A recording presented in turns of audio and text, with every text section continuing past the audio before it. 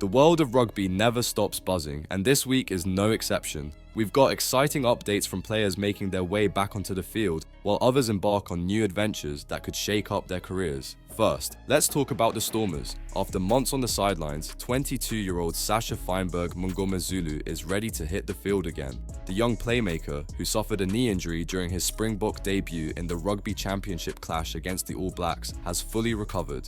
His return couldn't come at a better time for the Stormers, who are preparing for a heated Vodacom URC Coastal Derby against the Sharks this Saturday. Head coach John Dobson spoke to Rapport, expressing his relief at having Sasha back. With Damian Willemse ruled out until March due to a groin injury, Sasha's return is a lifeline for the Stormers' backline. But that's not all. The Stormers are also welcoming back Salman Morat and Ben Jason Dixon, with veterans Frans Malherbe and Deon Fourie set to return in December. Loose forward, Evan Roos is expected to rejoin the squad by late January. Could this influx of talent propel the Stormers to new heights in the URC? Meanwhile, in a completely different corner of the rugby universe, Springbok wing Kurt-Lee Arendse has touched down in Japan. The 28-year-old, fresh off a stellar performance against Wales, where he scored his 18th international try, is set to spend 5 months with League One club Sagamihara Dynaboars. This move is part of a sabbatical granted by the Bulls, allowing Arendse to showcase his speed, agility and flair in a league that's quickly becoming a hotspot for global talent.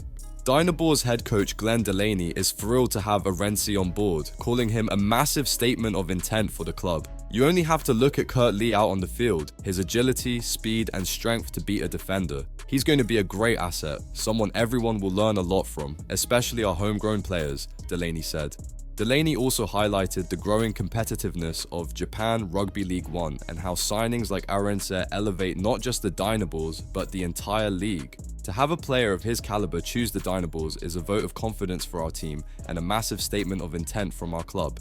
Arendse isn't the only Springbok heading to Japan. He joins a growing list of South African stars like Quagga, Damien and Jesse, who are bringing their talents to League One. This trend raises interesting questions about the balance between South Africa's domestic leagues and the allure of overseas opportunities. While the Stormers celebrate the return of their young prodigy and other key players, the exodus of top-tier talent like Arendse to overseas leagues highlights a growing challenge for South African rugby.